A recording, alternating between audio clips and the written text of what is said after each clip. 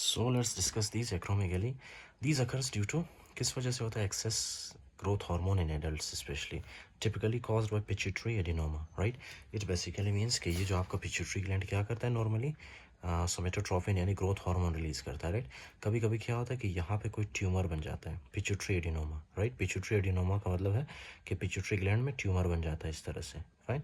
अब ये ट्यूमर क्या करता है? ट्यूमर जो है एक्सेसिव ग्रोथ हार्मोन रिलीज करता है, ओके, जिसकी वजह से सिम्टम्स शो होते हैं। फाइंडिंग्स क्या है इसकी? Listen very carefully, okay. The findings, large tongue with deep furrows, right? ये आप सर्च करें इसका, ये जो पिक्चर है, ओके, कि ये दिखता कैसे गूगल में। Large tongue with deep furrows, for example this is your tongue, right? This is your tongue. Tongue के ऊपर इस तरह से फरोज बने होते हैं, ओके, डीप फरोज बने होते हैं, ओके, राइट? Deep furrows. इसी तरह से फ्रंटल बोसिंग, ये coarsening of facial features with aging. अब कोर्सनिंग ऑफ फेशियल फीचर्स का मतलब ये है ना कि क्या है कि नोज चेंजेस आपको देखने को मिलेंगे, lips changes and jaw changes, right? So mostly जो इसके फीचर्स है वो कहाँ पे आपको दिखेंगे? फेस के ऊपर।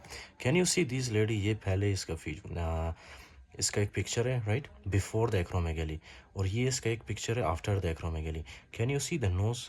ये नोज़ आप देख रहे हो, नोज़ क्या है? नोज़ जो है बढ़ गया है साइज़ में, ओके, कोर्सनिंग ऑफ फेशियल फीचर्स। उसके अलावा ये लिप्स इसके कितने ज़्यादा विजिबल नज़र आ रहे हैं आपको, ओके, राइट? सो इस तरह से फीचर्स आपको मिलेंगी एक्रोमेगेली वाले पेशेंट्स में। Next is the deep voice. आपको मैंने बताया था ना कि ये वोकल कॉर्ड्स में क्या करता है? वोकल कॉर्ड्स में थिकनिंग ऑफ वोकल कॉर्ड्स करता है। This is your vocal cord, right, which is used for the production of sound. तो ये वोकल कॉर्ड्स में क्या करता है? थिकनिंग करता है। जब थिकनिंग करता है तो पेशेंट की आवाज़ ऐसे भारी हो जाती है, फाइन। इंक्लूडिंग द डायोफेरेसिस, यानी कि एक्सेसिव स्वेटिंग होती है इनमें, ओके। हाइपरट्रॉफिक आर्थ्रोपैथी, आर्थ्रोपैथी का मतलब joint pain, okay. Impaired glucose tolerance, insulin resistance. ये तो मैंने आपको मैकेनिज्म बताया था ना कि ये कैसे होता है। For example this is your cell, right, this is your cell. इसके साथ जो है इस तरह से इंसुलिन आके अटैच होता है, फाइन। इंसुलिन क्या करता है? इस तरह से इसके साथ आके अटैच होता है। तो इंसुलिन जब इसके साथ अटैच होता है तो क्या होता है सेल के अंदर? सेल के अंदर जो है इंट्रासेलुलर पाथवे जनरेट होती है, राइट? ये जब स्टिमुलेट होगा सेल तो ये किसको स्टिमुलेट करेगा? फॉस्फोटिडाइल आइनोसाइटोल 3 पाथवे, ओके, फॉस्फोटिडाइल आइनोसाइटोल 3 पाथवे। फिर ये फॉस्फोटिडाइल आइनोसाइटोल 3 पाथवे क्या बनाएगा? एक eighty protein, okay, act protein. फिर ये एक्ट प्रोटीन क्या करेगा आगे जाके? ये एक्ट प्रोटीन ये सेल मेम्ब्रेन के ऊपर इस तरह से GLUT4 रिसेप्टर्स बनाता है, फाइन, इस तरह से चैनल्स बनाता है, okay, right? Did you understand? क्या बनाता है? इस तरह से चैनल्स बनाता है। अब आपके ब्लड के अंदर जितना भी ग्लूकोज होगा, खाना खाने के बाद जब ग्लूकोज आपके ब्लड के अंदर जाता है, वही ग्लूकोज कैसे सेल के अंदर आता है?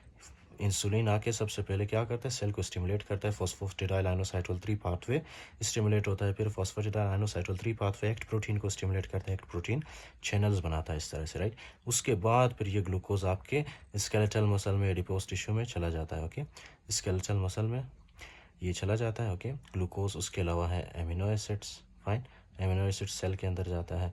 उसके अलावा है आपके पास potassium and phosphates, okay, potassium and phosphates भी सेल के अंदर जाता है इस तरह से।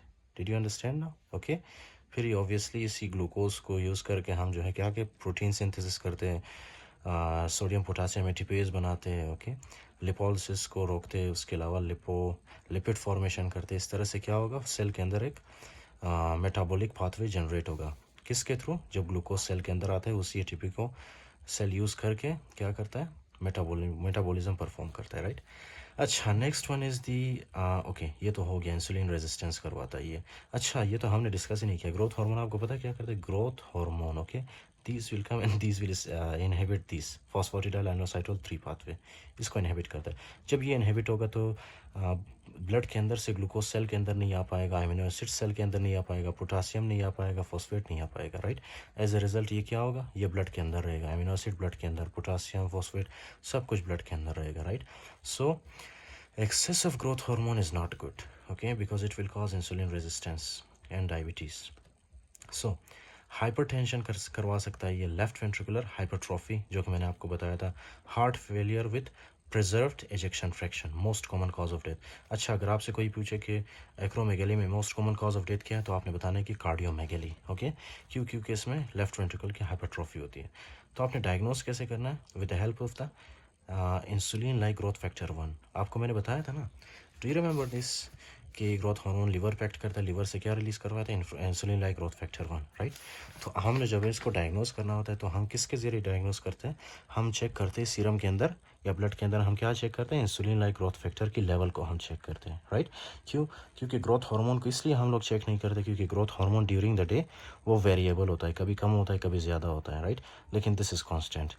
Growth hormone levels unreliable as they fluctuate through the day. Unreliable मतलब हम उस पर एतबार नहीं कर सकते। Failure to suppress serum growth hormone following oral glucose tolerance test and pituitary mass seen on the brain MRI.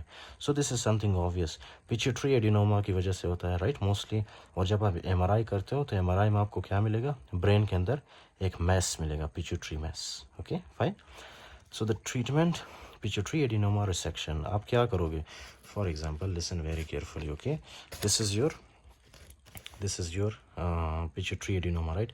आप इसको क्या करोगे, आप इसको कट करके बाहर निकालोगे, सिंपल रिसेक्शन करोगे। अगर रिसेक्शन से ठीक नहीं हो रहा या आप रिसेक्शन नहीं कर सकते, सो इन दैट केस आप क्या दोगे, आप ऑक्ट्रियोटाइड दोगे, okay. Octreotide is a drug, right, it is somatostatin analog, okay, somatostatin analog है ये, और ये क्या करता है, ग्रोथ हार्मोन की सिक्रेशन को सप्रेस करता है, फाइन। सो सोमेटोस्टेटिन एनालॉग क्या है हमारे पास, ऑक्ट्रियोटाइड। जैसे कि आपके पास है पैगविसोमेंट, ग्रोथ हार्मोन रिसेप्टर एंटागोनिस्ट, और डोपामिन एंटागोनिस्ट भी आप दे सकते हो, जैसे कि कैबरकोलिन।